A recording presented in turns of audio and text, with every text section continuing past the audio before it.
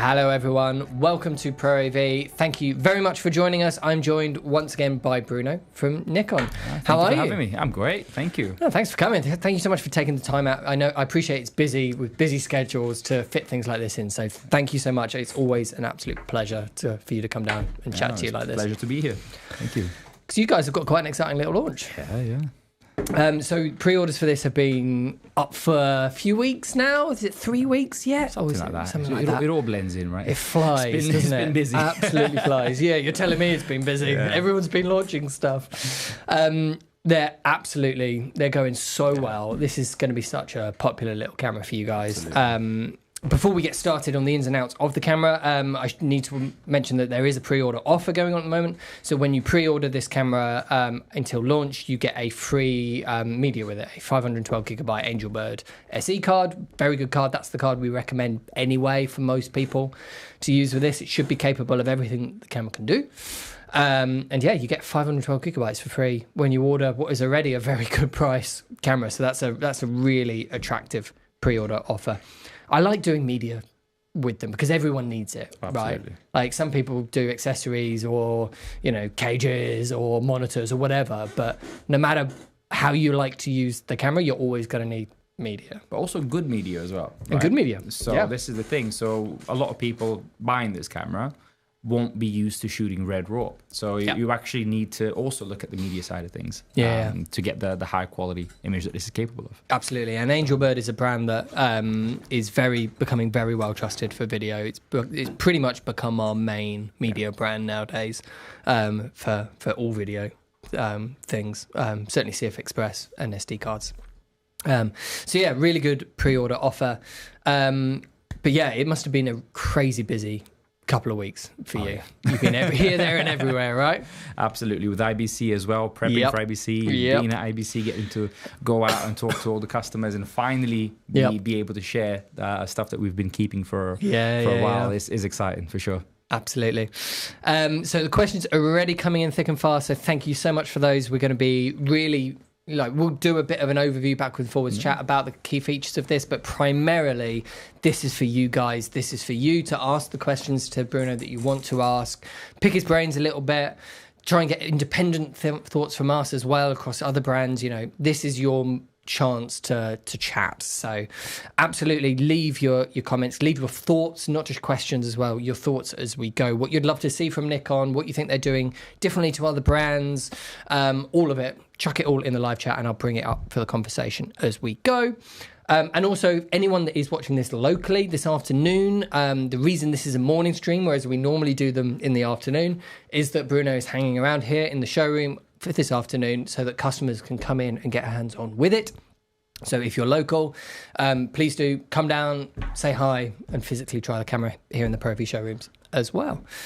So yeah, before we get to some of the questions, should we start with a really top level, because this is the first camera in a whole new lineup for Nikon. You're wearing the badge for it right now. Do we want to start with a little bit of absolute top level? What does this camera mean for Nikon? Absolutely. I'll start with what Z Cinema means, because that's something that we've had a lot of questions on, what it is and what cameras are going to be part of Z Cinema. It's exciting. Absolutely. Very exciting. And Z Cinema essentially is any Z mount cinema camera that is a collaboration between Nikon and Red. That is the definition of Z Cinema. So by that definition, we actually have 4 cameras under the Z Cinema umbrella, which includes 3 of the Z mount Reds as well as the ZR. However, won't include things like the Komodo 6K or the V-Raptor XL, essentially, which don't have Z mount. So. Makes sense. That's the definition of Z Cinema. So anything that Nikon and Red collaborate with going forward, whether that's going to be branded a Nikon camera or a Red camera, they can still be part of that ecosystem. Because of course that will be a separation of what is branded Nikon and what is branded Red, because they'll both continue to make cameras and developing them under that joint umbrella. That I think was one of the most interesting top level things with this camera is the both badges being on the back, because it raises so many questions. Of course, how moving forwards are you going to decide what is a Red camera, and how are you going to decide what is a Nikon camera, and how are you going to decide what is a Nikon Red camera? Like I think there's so much potential there for directions that you could go. Nothing's been said yet, has it? But I mean, this is a very different camera, of course, to the Reds. I mean, just to answer you the question there, I don't think there will ever be a Nikon Red camera, if that makes sense. So you have a Nikon camera that is co-developed with Red, and you have a Red camera that is co-developed with Nikon, essentially. So okay. So which one would you class this as? This is a Nikon camera. Nikon camera. Yes, it's a Nikon camera co-developed with Red. It's more Nikon and Red, if that makes sense. Whereas would you class the new Komodo and V-Raptor with that is more Red than Nikon, that's a Red camera co-developed with Nikon. Exactly. So but they don't have a Nikon badge on them. They don't have a Nikon badge because those cameras were developed before the acquisition in terms of processor, in terms of all that stuff. So although there is some help from Nikon in terms of the mount and all that side of things, it's not really co-developed with Nikon. I'm talking about the V-Raptor XE, Komodo X, and V-Raptor X. Those cameras predate the acquisition. But of course, any replacements of those cameras or anything Red does going forward will actually have help from Nikon engineering as well. But this is the first true collaboration project. It's a Nikon camera, but it's still a collaboration project between Nikon and Red.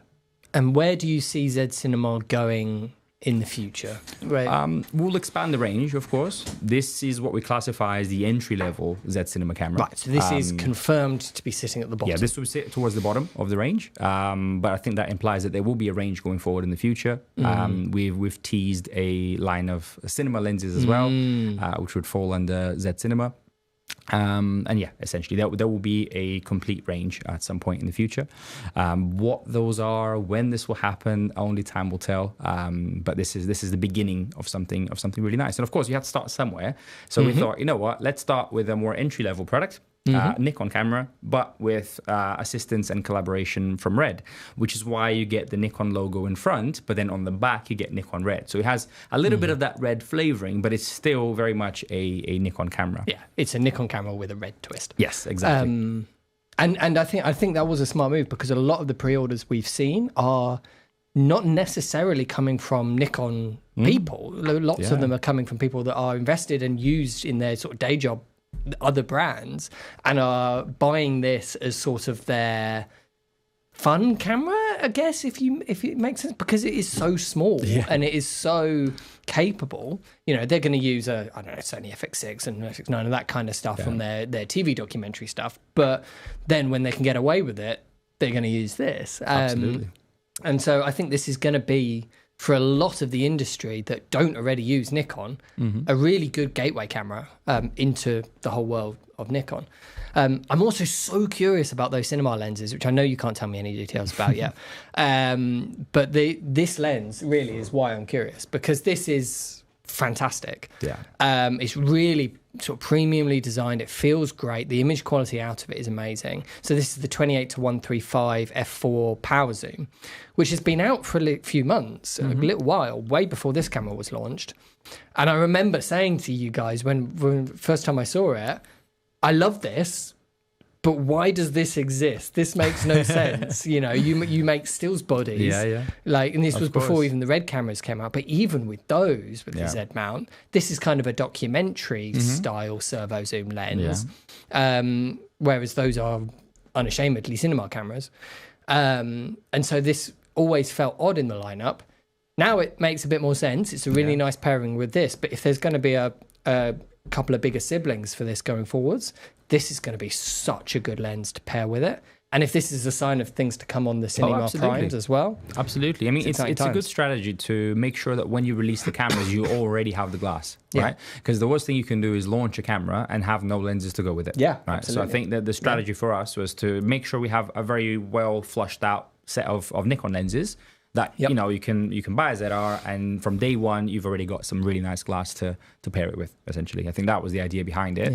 But we did announce it at the same time as the Komodo X and V-Raptor X Z mount cameras, so you can of course use it on those cameras if you wish. But as you said, it's more targeted towards something like a ZR essentially. Absolutely. So let's get back to the ZR specifically. So the main talking point I think with this is how it sits in the industry, because there's a lot going on here that's very, very professional. You know, there's Red R3D code, for example, and there's 3 flavors of RAW inside it. You know, this is a very powerful and capable little camera, and yet it's absolutely tiny. It's got, one media slot, well, two media slots, but really one inside the battery slot. There's a lot here that you would see, micro HDMI. There's a lot here that you would see on much smaller consumer style cameras, like the vlogging style cameras, that kind of thing.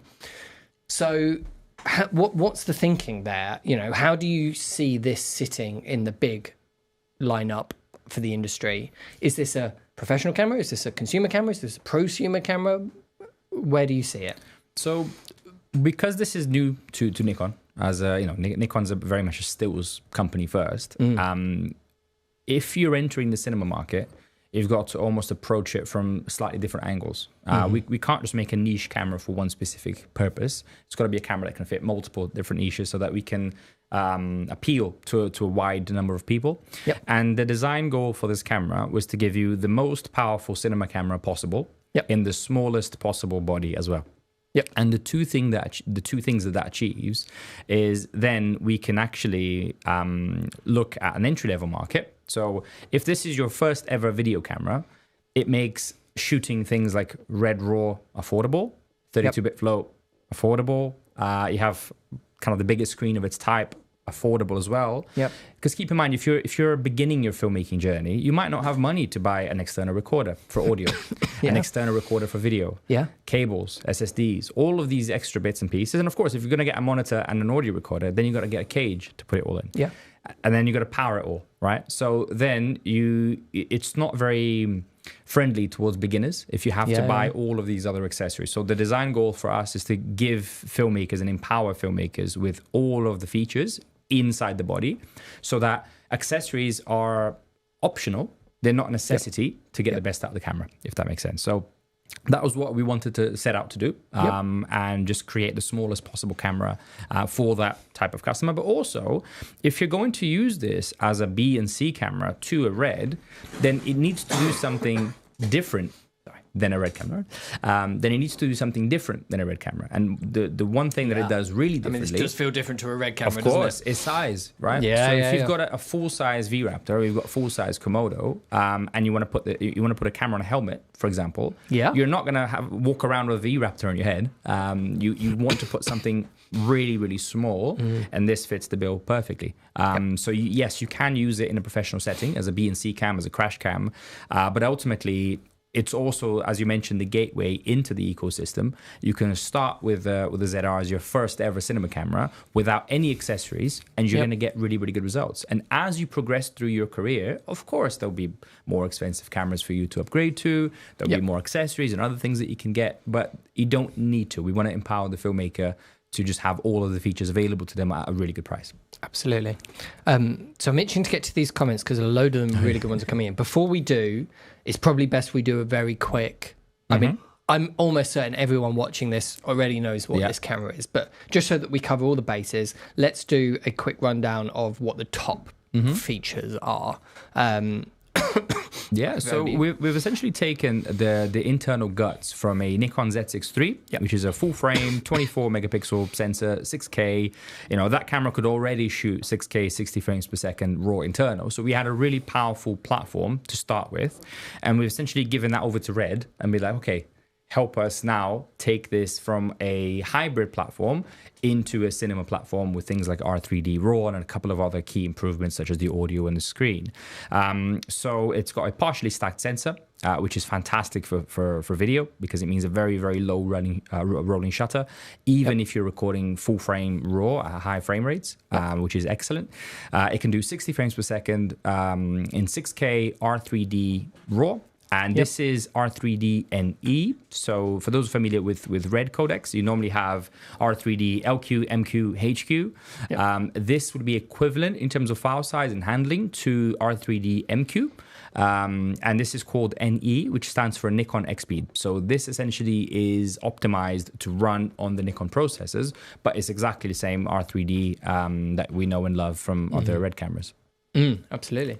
I'm curious to see people putting them side by side and seeing what differences they can see there. If you have any people coming into the showroom, I actually have a V-Raptor footage on DaVinci Resolve next to ZR footage of the same exact subjects, so you can come and test for yourself. absolutely. And then I've got a DaVinci macro panel that you can use to color grade. So anyone coming into the showroom later on this afternoon, you'll get a chance to experience the footage side by side.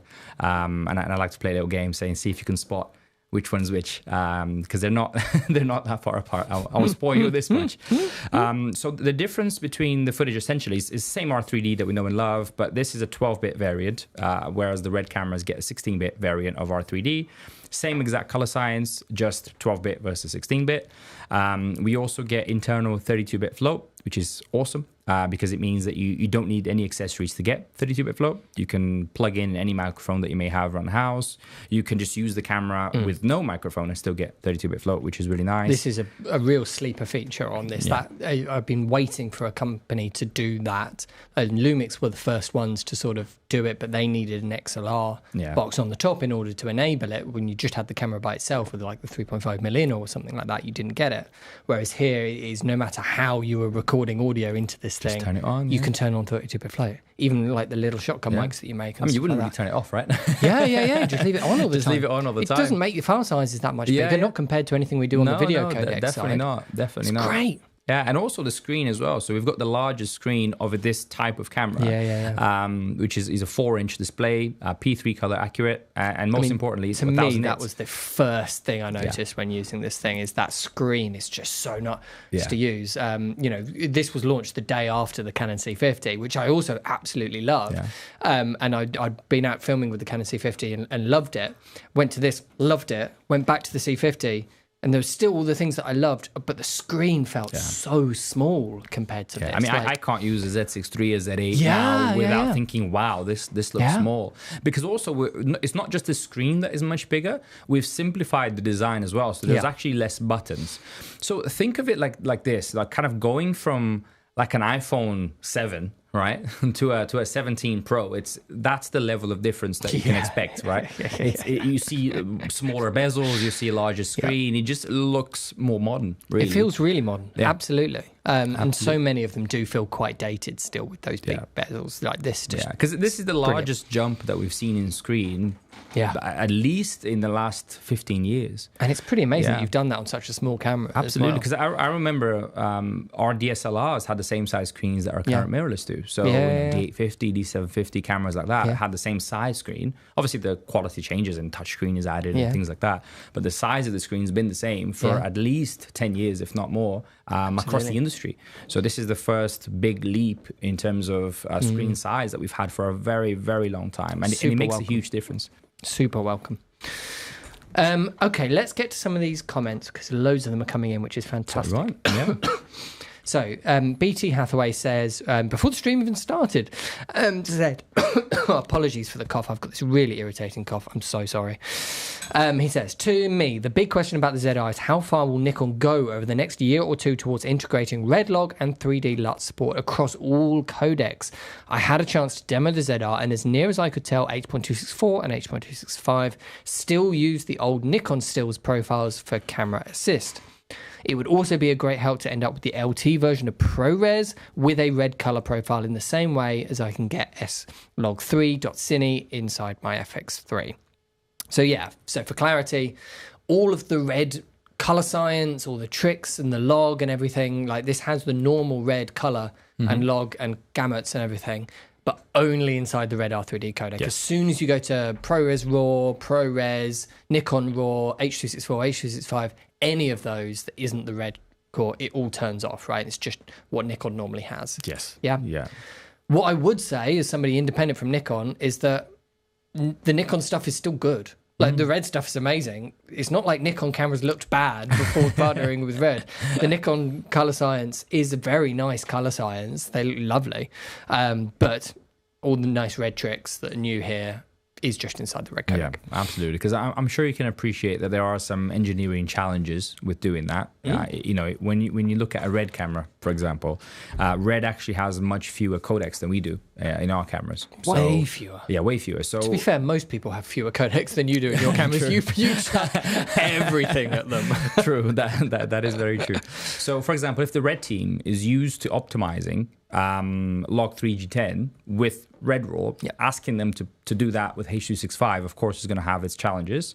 And H.264, and Nikon RAW, and ProRes, of course. and ProRes RAW. Exactly. Like, so I'm sure you can appreciate that there are some technical challenges. We can't comment on future upgrades and what we will and may not do. But what I can say is if you look at the recent history of Nikon, Z9, Z8, Z6 III, especially if you guys are new to Nikon, just have a look at the previous history of how we've handled firmwares. And I think you'll be very, very happy and pleasantly surprised with just how much stuff we put into firmware. Oh, absolutely. I'll give you an example. So we've had the Z9, which was the first camera to have the same processor as the ZR. And that camera completely changed over the 4 years that we've had it in. We've kept it completely up to date with a lot of different features. So when that camera came out, it could only shoot 8K 30 frames a second ProRes. That they could only do that. That's the only video inside it. Yeah, you had H.265 as well, but the maximum you could shoot was ProRes HQ, 8K 30. In firmware, we added ProRes RAW, Nikon N RAW, 8.3K 60 frames per second, and all of that internally, and that was a firmware update. Yeah. Right. We've doubled the refresh rate of the viewfinder, also with the firmware update. That's pretty nuts, isn't it? Absolutely. We've added features like auto capture, for example, which is a feature that nobody talks about, but I think it's very relevant for a lot of different situations where you can set up a camera and tell it to look for a specific subject or a specific distance, and the camera will operate by itself with no human intervention. So, for example, put the camera on a tripod, tell it to look for a person walking, coming in from the left-hand side between 7 meters and 10 meters. Only when those conditions are met will the camera start recording. And it could do the same thing with birds, with planes, with cars. So this is a feature that came afterwards as well as many other features. Like another one is NX Field, which used to be a paid upgrade path. We've then made it free, essentially, in the latest firmware. So there's a lot that we do after the camera's launched. Amazing for events, amazing for wildlife, that kind of stuff.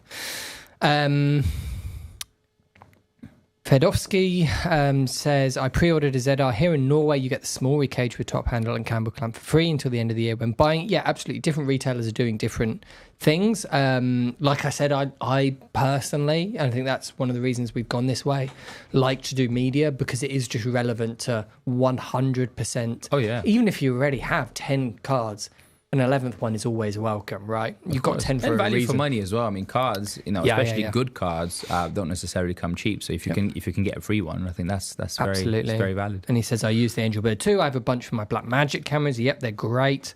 I'm going to use the ZR when traveling abroad. That's exactly when it's useful. What a fantastic camera to be just slotting in to your bag to take with you. No, I love using the little lenses that we do, 40 mil and 26 and all going that with stuff you when I'm everywhere, traveling isn't with it? it. Absolutely brilliant. Shagun Studio Photography says, what kind of photographer should get a Nikon ZR camera? Curious to see if you mean just on the photography side or do you mean videographers as well? But yeah, what would your advice there be? Very interesting question. Yeah. But valid as well. I think you've got to understand that this is a video camera first, right? This is a fully dedicated camera for video. And you should keep that in mind whenever we're discussing the photography side. So you won't have things like a viewfinder.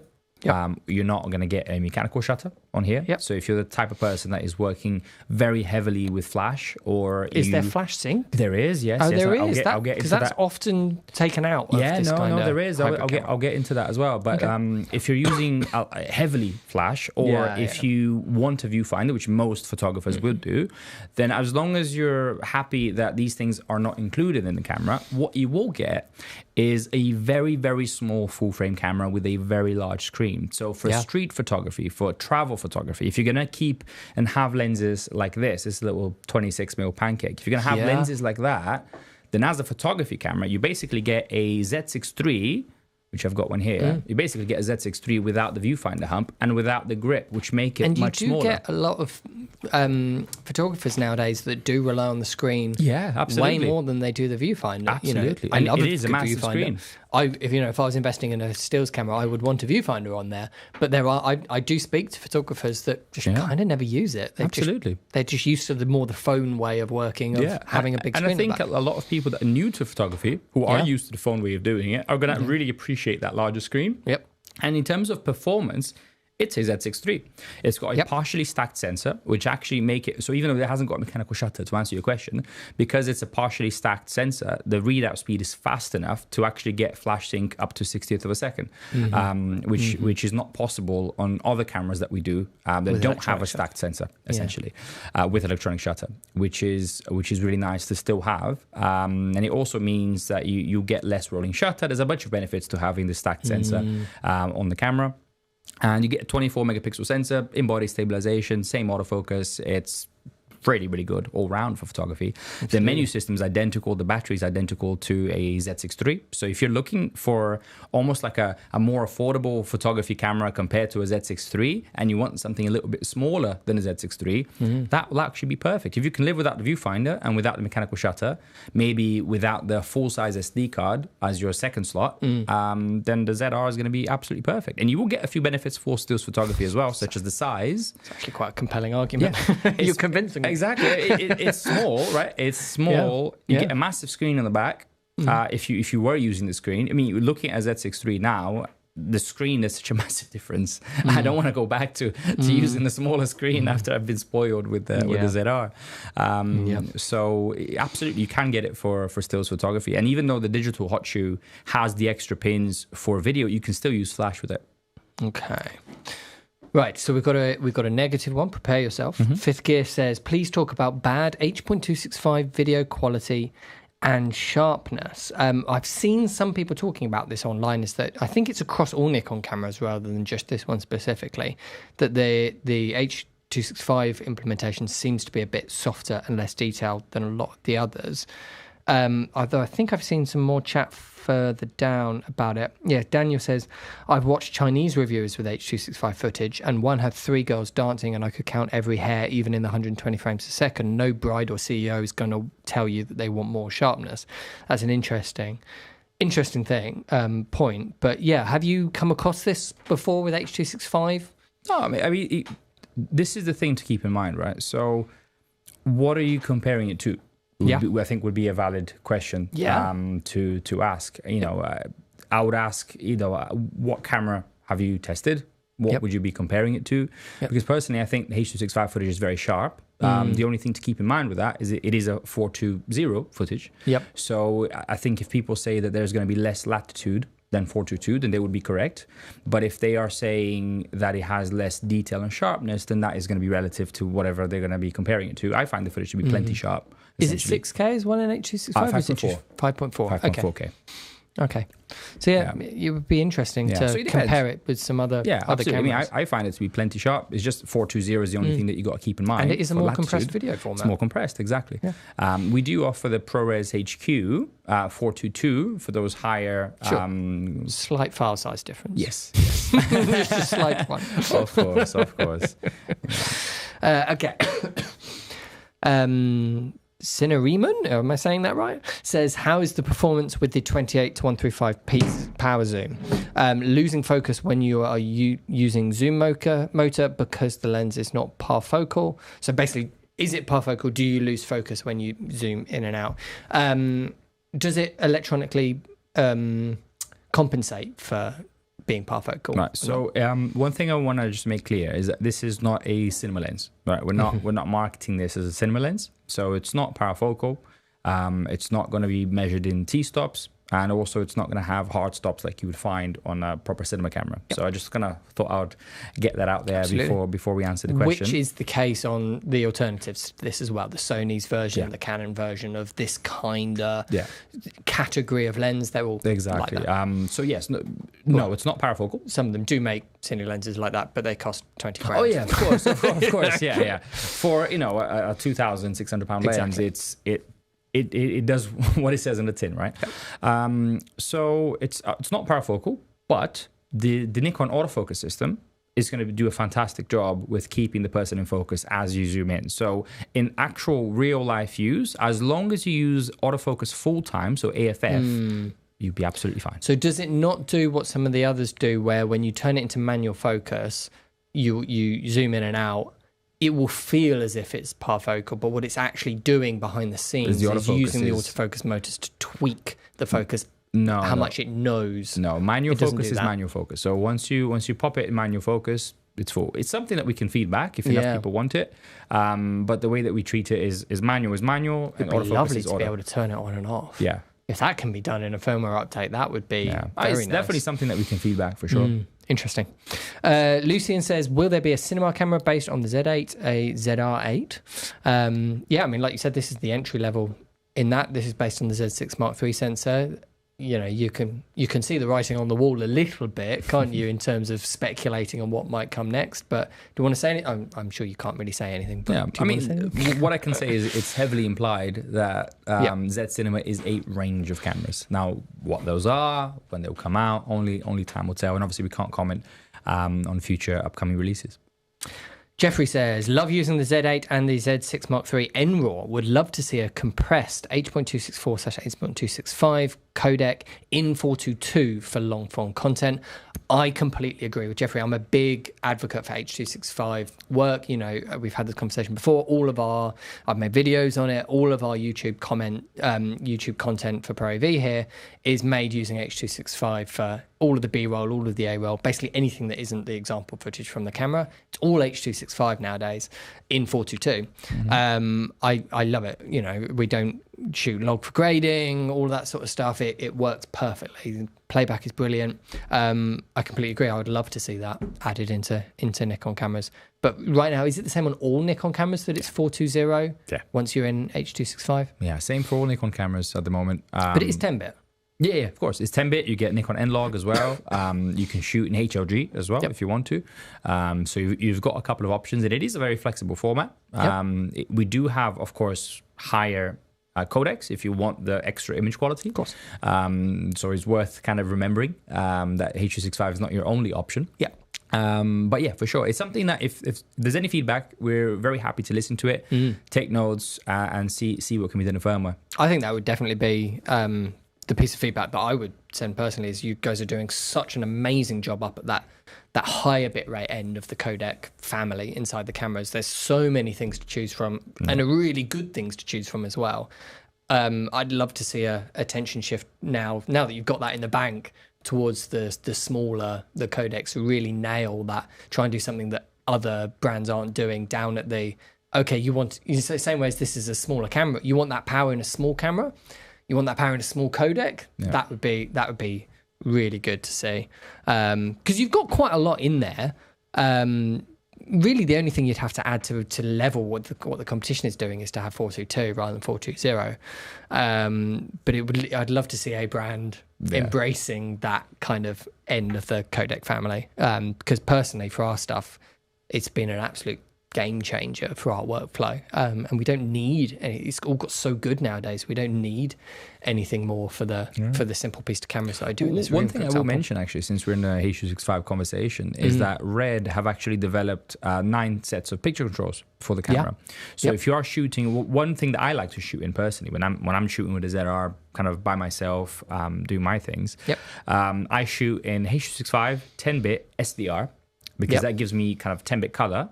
But I can shoot an SDR, which means it will allow me to use the Red developed picture controls, which is kind of help to give that nice red color science in an SDR format, which is really good. So you get 9 of them. My favorite is Red Cine Bias.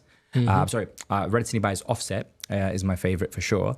But you get Cine Bias out of the camera. So when you buy the camera, you get one already pre-installed, which is Red Cine Bias. But you can download the other 8 through Nikon Imaging Cloud, essentially. And that will be available on launch. And do you bake that into the footage? That will be baked in, yeah. You bake it in. That would be baked into the footage. Cool. But it gives you the ability to quickly put out content. Yeah, which is what we're doing. Which is exactly what you do, but with kind of Red developed picture controls and a little bit of that color science baked in, which is really I've never played with it. I need to play with that. Yeah, one of the cameras here has got it, so you can have a look. Yeah, great. I'll do some of that this afternoon. MG says, while traveling, can the battery be charged in camera via a USB cable? Yes. That's a simple one. Fedorovsky says the ZR is in some ways the real success to something like the original Blackmagic Pocket Cinema camera. Absolutely, that's something that I brought up in our original video review at launch of it. That's kind of how I immediately, as soon as I picked it up in my hands, that's what it reminded me of. That kind of mentality of, can we get this cinema camera stuff inside this camera that you can slot into your pocket to take on holiday with you. You know, can you do that? I think there's so many similarities there. Apart from that camera is incredibly old now, so you compare that to what this can do, it is literally like going between an iPhone and a cinema camera. You know, like the difference is insane. We've come a long way since that camera. Absolutely. Verelic, I can't say that one name either. Sorry, says, I own a Red Komodo. Is the Z8 Mark II going to have internal R3D RAW recording? I would love to buy this mirrorless in the future.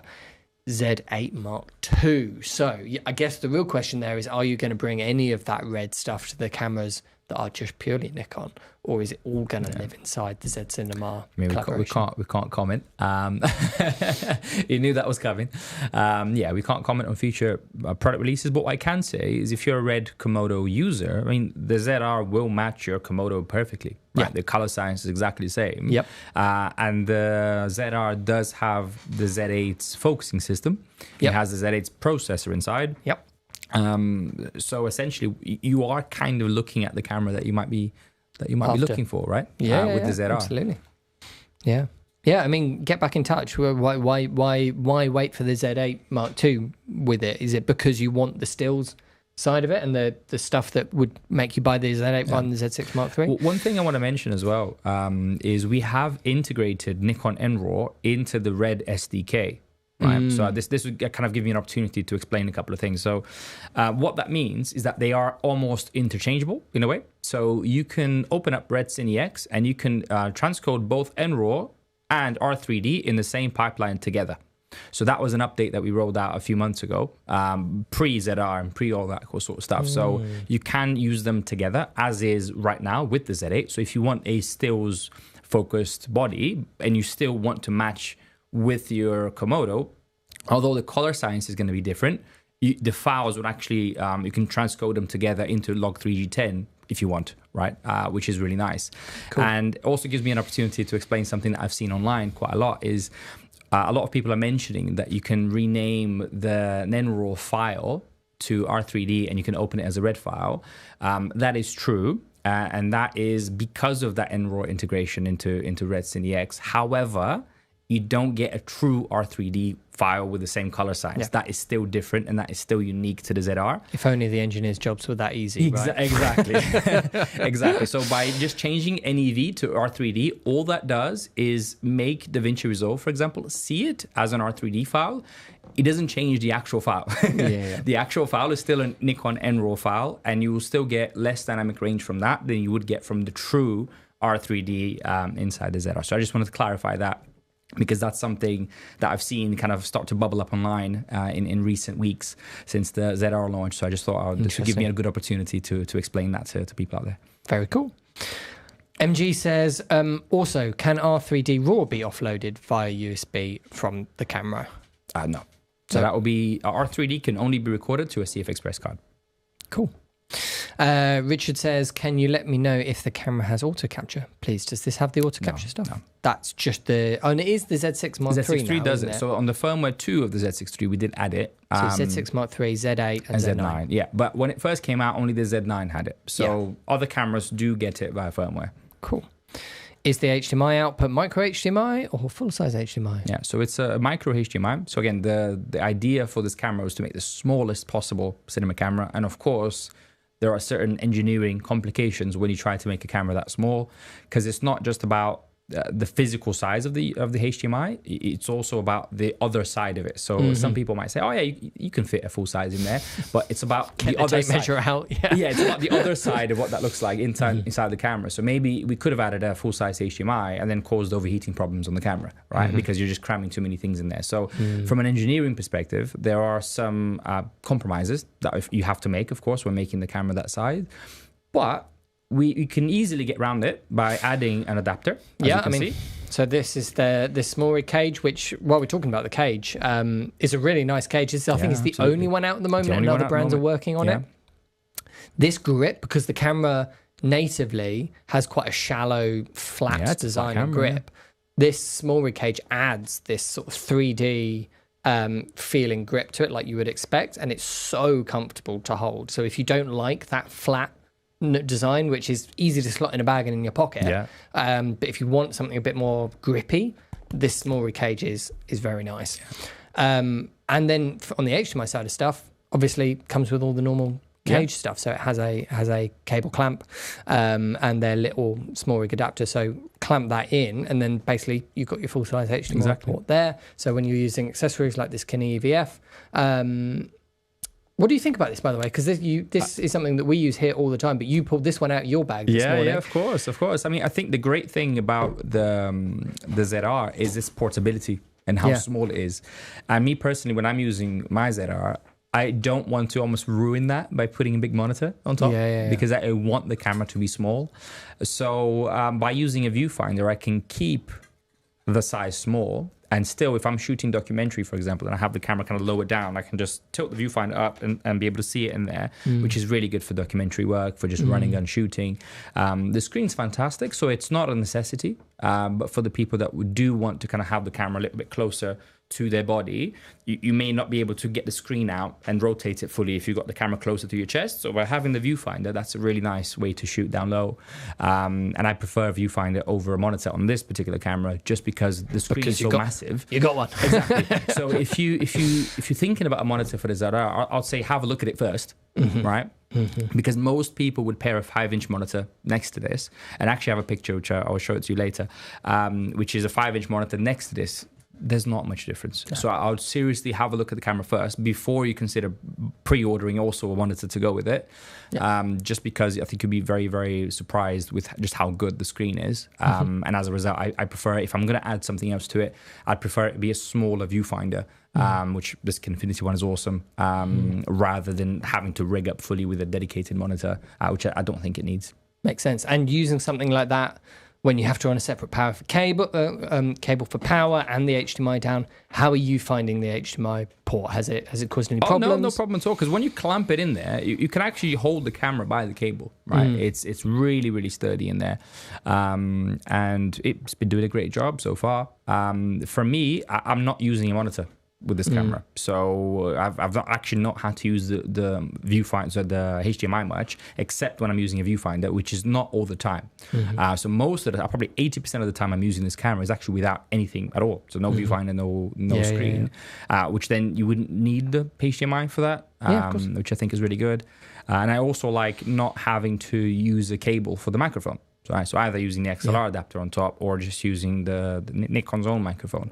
It's just so freeing having a camera that has everything you need without having to plug anything into it. It's just really nice. And even from a battery perspective, this camera will run easily for 2 hours, for over 2 hours in 6K RAW, which is plenty for most things that people might need. I need to be, when we've got our final release coming, I want to put some of this stuff to the test, because what Nikon is saying on technical papers and the product page and stuff like that versus the real world stuff that you're telling me about overheating and battery life and how long it runs for and stuff. You seem to be able to push this thing a lot way further than it should be able to do by the laws of physics. I've done a video on this, actually showcasing a time lapse of the camera running until the battery died. Right, and the test that I was able to get was 2 hours 2 minutes on 6K 25, no overheating whatsoever, just running it until the battery died, and then in 6K 60 I got about an hour and a half basically. And anecdotally, you've told me before that you can carry on filming after that with fresh battery without it overheating. But even that, 6K recording continuously for 2 hours should make this thing overheat. I mean, it's got no active fan inside it. It's razor thin. It's packed full of features. I don't quite understand how this thing doesn't overheat. So they had to completely redesign the body. I'm not an engineer, so apologies for not being able to explain this fully. But they had to completely redesign the body. They've done a great job, haven't they? Recording it to a Safe Express card is also helping that, because it's a larger card, more heat dissipation, and only having one proper card. Because if you were to put a full size SD in there, then actually that takes even more space. So by having a smaller micro, that actually reduces the amount of space being taken next to the battery, which helps with heat dissipation. Also, the materials in the body have been completely revamped. So it's got a completely different heat dissipation module inside the camera compared to a Z8, Z9, and Z6 III. It's completely different. There's a lot of work being done into this camera to make sure that it doesn't overheat. And so far, we've loaned this camera to hundreds of YouTubers, creators, ambassadors all over the world, and we've not had any of them complain about overheating in any temperature. Okay, right? So, of course, the UK-based people are probably likely to see it, but a lot of our American colleagues, for example, in Texas, in California, 35, 40 degrees Celsius, they've also had a great time with the camera and haven't reported any overheating issues. And most importantly, I want to mention that the test that I've run, the 2 hours and the hour and a half, were done back to back. So all I've done is just take the battery out, pop it in again, and then it keeps going. Does it physically get hot when you're doing that? Not really. The card does. When you take the card out, the card is warm, but the camera body itself is actually when surprisingly... you flip out the monitor, touch the back. There was one of our Japanese colleagues that did a test where running the camera with a thermal gun, and the camera runs at about 50 to 60 degrees Celsius when that is happening. But an interesting fact is memory cards and cameras are rated to run at least at 75 degrees Celsius. So if the camera is running at 50 to 60, that's actually very cool for what they're rated for. Very interesting. Okay, I mean, there's so much chat going on. Wow. And this is the internal temperature, by the way. You wouldn't actually have that on the outside. That's not when you touch it on the outside. That would be very warm. Frodowski says the read speeds are great. At 4K DX, it's something like 6 milliseconds. Yeah, I mean, this is the benefit of having that Z6 Mark III sensor inside. It's partially stacked. Super fast. Yeah. Do you know how fast it is inside the full sensor? It should be sub 9 milliseconds. I mean, that's incredible. Incredible. Daniel says what this camera needs is a high, medium, or even light red codec. I mean, Red users even have lower bitrate, Red RAW 16-bit codec. Absolutely. Having that one Red code, medium quality, rated equivalent R3D is obviously not as flexible as what you get inside the Red cameras, and so that would be, of course. Needless to say, great to see. Yeah, what you can do is you can always shoot 4K R3D if you want R3D, but with a lower file size. The interesting thing about this camera is that you actually get full frame 4K R3D. Yeah, and it doesn't crop in, which you don't get on the Red cameras. It's very unred. Yes, and you're still the only brand outside of Blackmagic that do it with a different style of sensor design. Their RGBW sensor. You're the only brand that actually does that RAW, but with a thing. I still haven't really disclosed how you're doing it. It does seem to suffer the image quality a bit, but you still get RAW, which is impressive. Exactly. And as you mentioned, if you don't need the ultimate in terms of sharpness, which for video a lot of people wouldn't, especially if you're filming people, then that is a great alternative where you still get a lot of the dynamic range in an R3D format and Red's color science, but in a smaller file size in 4K. Of course, it's not going to be massively smaller, but every little helps. Yep. There's a lot of people talking about this lower bit rate thing for Red code. Like to see a similar compression as the NRAW normal, at least with Red code. Saw a comparison between NRAW and Red codec with transforms, and they were pretty close. The Red is a bit more green and the Nikon a bit more red or magenta. Daniel says, I use the 4.1K NRAW normal on my Z9, and it's about 350 megabits a second. Is it that low? Or megabytes a second? Yeah, is it 350 megabits a second? Megabytes, probably. Yeah, for 24 I don't know off the top of my head, but it would most likely be megabytes. That would be tiny. That's a conversation of MBS versus MBS, right? Yeah. Which is very good. I would not mind another lower bit rate like BRAW 12:1. That would be great for interviews. Rossi saying our media deal is great with the Engelberg card. Fantastic. Agree on the more compressed red code from Jeffrey.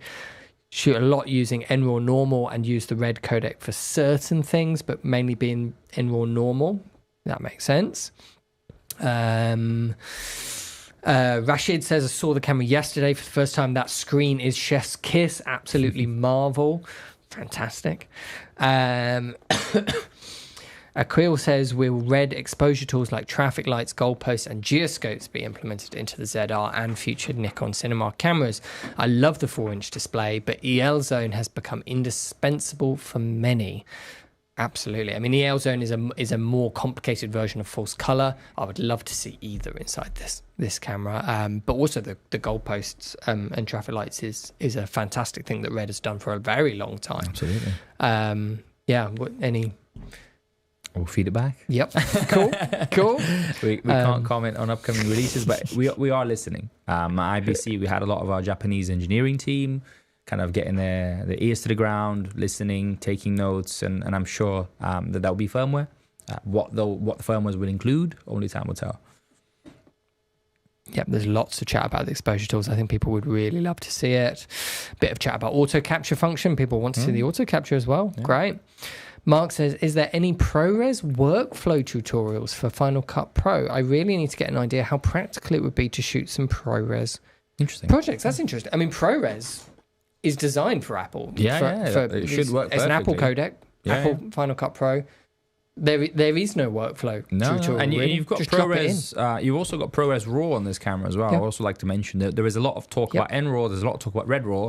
But let's not forget ProRes RAW. It's still a thing on this camera. And ProRes RAW is more useful than ever because it now works inside DaVinci Resolve. So exactly. So if you have a preference for a particular type of RAW for whatever reason, then you've got the option of 3 different flavors. I mean, 3 flavors of RAW inside one camera is insane at any level, let alone at this level. Fantastic. Hugh says, does the screen tilt without being open on the side of the camera? No, it doesn't. Do you want to show people with that one that doesn't have the cage? It's a fully articulating display. So you take it out there and then you tilt it. You can do that, but if you're plugging things into it. But of course, if you want to have it horizontally, then you need to do that. Yeah, and some people saying that is the only thing they miss. Which makes sense. Yeah, I mean, the Z8 screen, which I've got here, is quite different because it kind of goes up and down. Yeah. Right? And then it also goes around like that. But it's also designed for a very different purpose. I mean, another set of customers that might buy a ZR is, content creators, people filming themselves, and obviously being able to have the screen come around to be able to see yourself is quite useful. So, yeah. Interesting question from MG. How sturdy is the hot shoe mount? Can the ZR with an 800-gram lens be used with a cold shoe top handle without the cage? We don't recommend it. I don't recommend it either. I do not like, as a general rule, no matter how light your lens is, cold shoe top handles. I just don't like them. They're never sturdy enough. They never lock properly, and they might be fine, and then they'll loosen over time, and then you think it'll be tight, and it won't be tight, and you pick it up, and your camera falls off. So, not to mention smart shoes like this one, or of course any of the other brands like the Sony MI shoe or Canon's hot shoe adapter. You can damage the hot shoe by shoving things in there that are cold shoe related stuff. So when you do that, I would do it delicately. Nothing about a top handle should be delicate. A top handle you should be able to grab and do this with. It shouldn't be delicate. Yeah, exactly. So I'll probably avoid that. I really would. What I can say is that the hot shoe's been redesigned, and it is stronger than the previous generation. Okay. However, I still wouldn't recommend it. Yep. More chat about a smaller R3D codec inside. That's definitely one to feedback, isn't it? Yeah, for sure. Absolutely. The modern equivalent to a pocket cinema camera a decade later. Is R3D... God, has it been 10 years already? Yeah. 6K open... Yeah, because that camera came out before I started working here, and in May I'll be here 10 years. So yeah, it's been over 10 years. Is the R3D RAW 6K open gate realistic expectation from a firmware update? I think I would say that's a more realistic expectation than some of the stuff you added to the Z9, like a higher refresh rate viewfinder, for example. But there are things that, from an engineering perspective, things that seem obvious that are difficult to do, and things that seem difficult that are easy to do. So I'm not an engineer. I can't answer to the technical challenges, but we will feed it back. And if it's technically possible, and there's enough people asking about it, then we'll definitely work to make that happen. absolutely. And people saying any chance to get anamorphic support in the future firmware. So is there no de-squeezing in the camera at all? Yeah, so that's definitely something that would be lovely to add, let alone open gate, which of course is useful for anamorphic and for multi-aspect ratios. Of course. It would be great. Yeah. Keep in mind, it is the entry-level camera and it is firmware 1. So we'll see what that all looks like in the next few years. But it's just something for people to keep in mind in terms of expectations. Looking at the price point and looking at what it has, and I think it's worth keeping that in mind. Absolutely. Studio 211 says, is external SSD recording coming to the ZR, or is this purely a rumor? There's already rumours going around as to what is going to be added. There's always going to be rumours. Cameras haven't shipped yet, guys. Calm down. So external SSD recording, can it do it right now? No, it can't do it right now, no. Something being worked on? We'll have to wait and see. Fedrisky says, it's incredible. I think I pronounced your name about 5 different times. Sorry. It's incredible how well the ZR matches with the V-Raptor, better than the Komodo does. Yeah. I'd say it probably does as well. I mean, the Komodo I've never thought actually matches that well with the V-Raptor. This matches really well. You can get the ZR to match a V-Raptor by just turning the hue slider by a couple of degrees. I mean, that's literally what you need to do. Because, I can't remember who commented this, but they're absolutely correct. The Nikon footage is a little bit more green than the Red footages, but take the hue slider a little bit more to the right. Yep. And that's it. Great.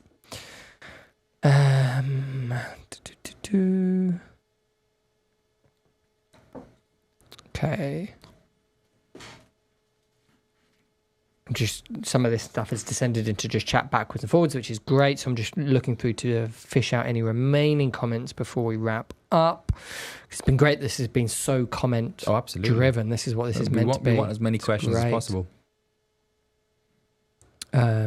Nikon and Red's first collaboration was a series of red LUTs for Nikon N-Log. It is very nice to have, but for sure would be nice to get log 3G10 directly from H.265 or even ProRes. Is the RAW in 4K line skipping or binning, and that's why it's not overheating? The 4K or the 6K? But it's not overheating in the 6K. You can get full 6K from the full width of the sensor without overheating. And that's not line skipping or binning. No, that's just the full. Apparently, Potato Jet has got it to overheat, but he put it in his oven at 104 Fahrenheit, which is insane. I've seen others shooting that heat outside with no issues. That's bonkers. Yeah. That's insane. No, my testing was also in the standard heat management, basically. So you can set the temperature cutout to high or standard, and I put it on standard and still managed to get 3.5 hours with both kind of going back to back. Aquil says, does the ZR have an OLPF? Yes. It does have an OLPF. Yeah. Excellent. And yeah, in all the stuff we've seen, I haven't seen any... Yeah, no, it's the same. It's the same as the Z6 III. But it is a very slight OLPF, so it's not a very heavy... Yeah. Lots of them are nowadays. Yeah. Andy says, can I edit the 6K R3D NE 12-bit footage on a MacBook Air M4? I would say yes. I mean, the Airs sometimes thermal throttle a little bit, so you're probably not going to get as good performance as you would on the Pros or to the be Studios. Fair, there's lots of different workflows that you can approach. I mean, in the demo that we're going to be doing in the showroom today, I've got an iPad Pro M4, and that can run the 6K ProRes files very smooth. So I don't see why the MacBook would have any issues. If you do want better performance, what you can always do is you can transcode the footage in Red City X. So take it into Cine X, adjust your ISO, your exposure, your curves, get the exposure to where you want it to be, and then you can always export it as a 10-bit log 3G10 file, and then you can grade it in Final Cut or DaVinci or take it from there. That's another workflow tip if you want to do that. One thing I've seen some people do, which is great, is if you want to have lots of footage with R3D, but you maybe don't have that much storage, you can do that from the card. So you can take your CF Express card, plug it into your computer, then get Cine X to transcode it from the card to your computer. So then you're doing your adjustments as it passes through. So it takes it from the card, you adjust your ISO, exposure, curves, all that stuff, get all of the dynamic range from the 12-bit RAW, and then you export it all as a 10-bit ProRes log 3G10 file, and then that's what you would edit with.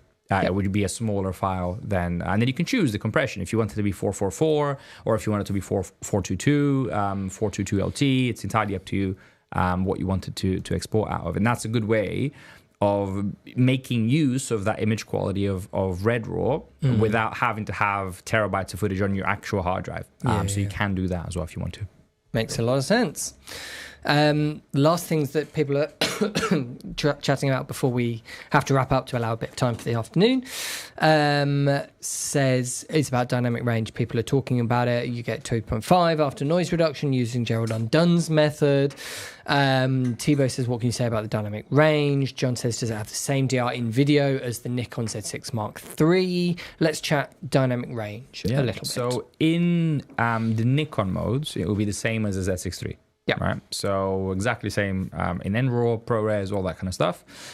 In Log 3G10, you do get more. And we've tested it to 15 plus stops of dynamic range. Of course, how you test it will vary person by person. Yep. One thing that I want to make clear as well, because there's different methods of testing, is the lack of noise reduction built in will affect your dynamic range testing. Is the R3D codec doing any noise? No, zero. Completely noise reduction free, which means any R3D file will include a certain portion of noise in there, and that can affect negatively some dynamic range tests. Exactly. So, it's still rated higher for dynamic range by you guys than the more compressed ones with noise reduction in it. And you would normally see on a lot of other cameras from Canon, Sony, all the rest of them, that when you look at the independent tests from CineD, for example, the raw codecs, although we all know if it's a high dynamic range system, I'm probably going to put it into RAW because I'm going to be able to do more with that thing in post. They actually score less. I'm not a big fan of dynamic range tests and numbers because I don't think they actually give a representative picture of what is a better tool for getting the most dynamic range thing. Absolutely. But raw codecs will often score less in terms of numbers than compressed codecs like H.265, H.264, all-I codecs like Canon and Sony's ones with the all-I 500 megabits per second, that kind of codec, because they've got noise reduction inside them, so it cleans the shadows up. Exactly. And here, you're getting those codecs in, scored here, and then you've got this new R3D codec, which is raw with no noise reduction, that you're scoring ever so slightly higher, which implies to me that, yes, the number's higher, but the actual usable dynamic range once you're in post will actually be quite a bit more. Oh yeah, definitely quite a bit more. Again, for those of you coming to the showroom bit afterwards, we will have a running demo of DaVinci Resolve where you'll be able to explore the dynamic range for yourself. And I think one of the demos that we have is actually quite nice because it's kind of slightly overexposing the sky and you can pull back all the details. So it's something that you have to see rather than discuss about in numbers, for sure. The quality is there, the dynamic range is there, but it's something that you have to try for yourself. One thing that I would recommend that people do is we have some sample files available at Nikon, different Nikon websites. So I don't think we currently have that up on the Nikon Europe website. So if you go to the Nikon USA website, you can actually download some ZR R3D samples in both ZR, Komodo X and V-Raptor X variants. So the same scene shot with those three cameras, and you can compare them for yourself. And then you can put it through your normal workflow, what you normally do in a high dynamic range scene in order to get the best out of it in post. Because, in some ways, I kind of think the fairest thing to do, because how you would actually use it in a real project, would be you shoot the 6K RAW in a high dynamic range scene, like a sunset narrative scene or something like that. You'd shoot the 6K RAW, be on a 4K timeline for 4K deliverables, because that's what most people are working in nowadays. So you're downsampling that 6K already inside Resolve, and then you'd be grading it, and then you'd be applying noise reduction. And people never add that to all these technical number tests because, you don't test it after that because the number would just get insane. But that's what people are actually doing. And I think you'll get significantly better results with that R3D codec than the numbers will probably let you. And it's also the quality of color as well.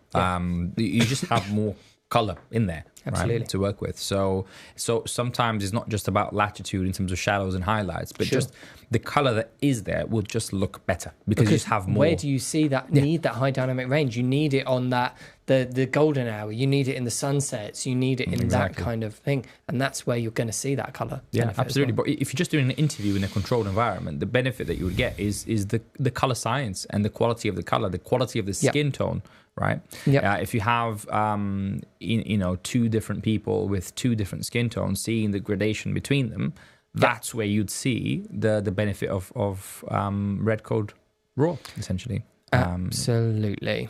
I was just about to say that's the last comment, but Gregory's just put, I really want to see an update or a more professional grip better than the MC-N10, which I think you've got in front of you there. Please, Nikon, do this ladder solid, eh? What's wrong with it?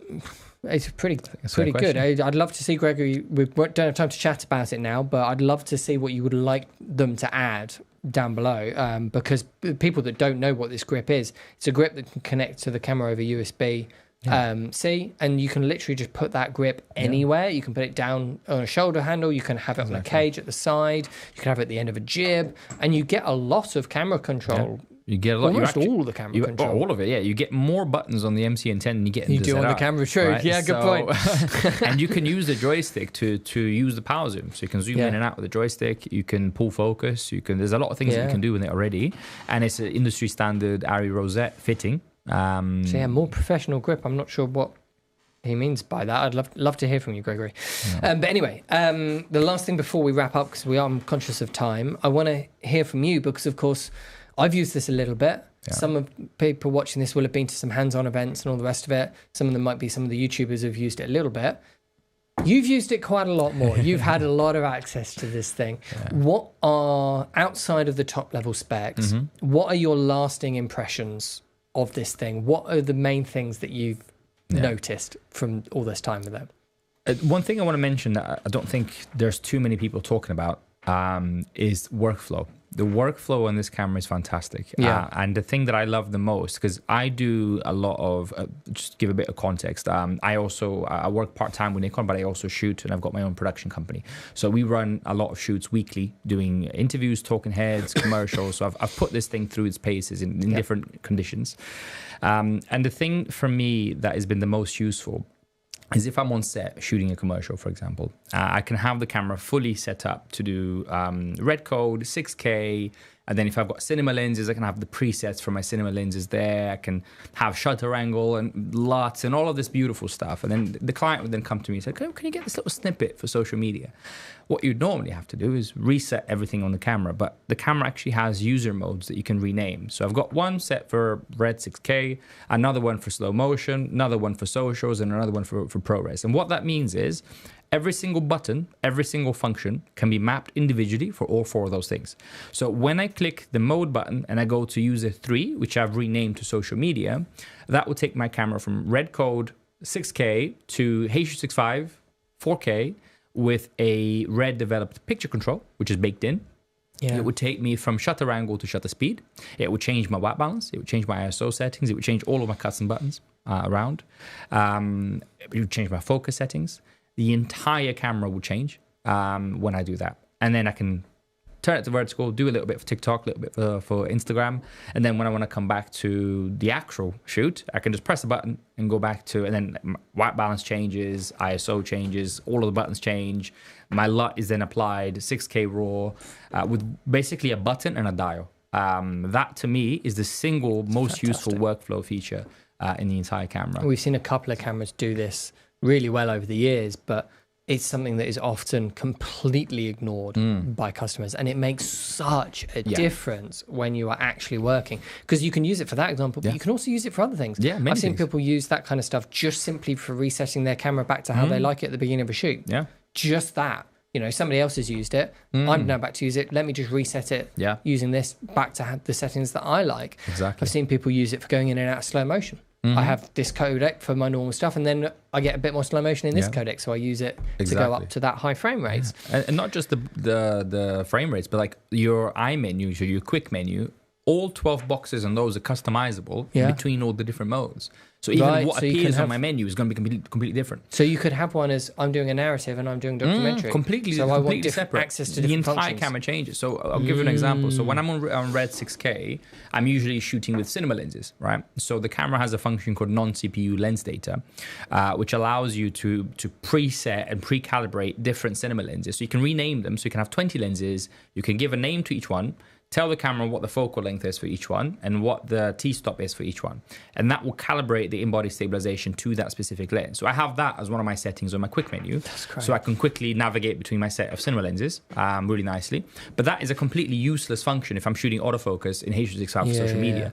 So that disappears from my quick menu when I go to H.265. And you get that slot back to have something else that you're going to use. I get the slot back and I put that as product with view mode, which is something that if I then put a product in front of the camera, it will focus on the product rather than eyes and people, which is really nice. And you can do that 12 times over. So there's 12 different functions, and they can be different between all 4 of those modes.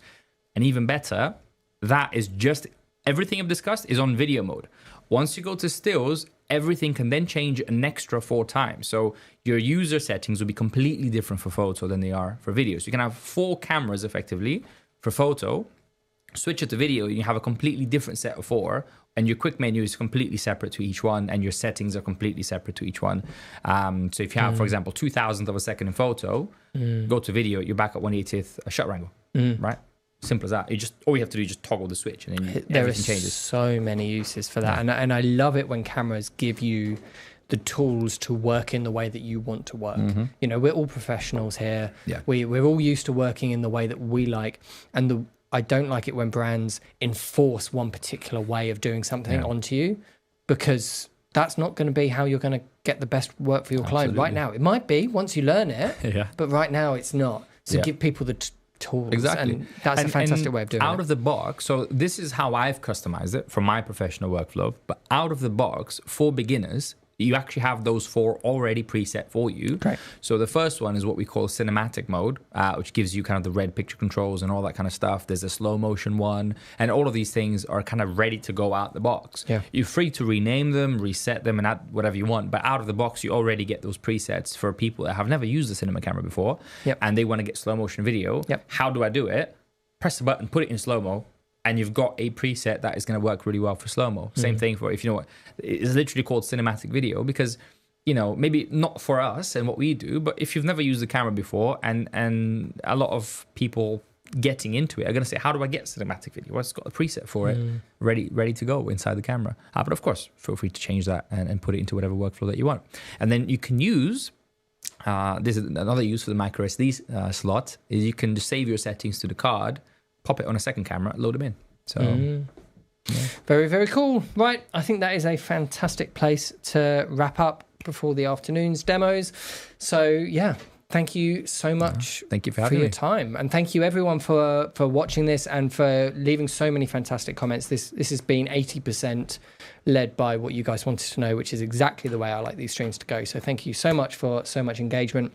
And of course, if anyone hasn't pre-ordered this yet, pre-orders are open here at ProAV. There's an ever-growing list, so absolutely make sure you get yourself on that list. It's a fully refundable deposit. Just get yourself on the list. There's a fantastic pre-order offer going on at the moment to get a free Angelbird 512GB SE card alongside it. So that's 512 gigabytes worth of data that you're just getting completely free with an already very reasonably priced camera when you pre-order it. So that's definitely one to make sure you jump on.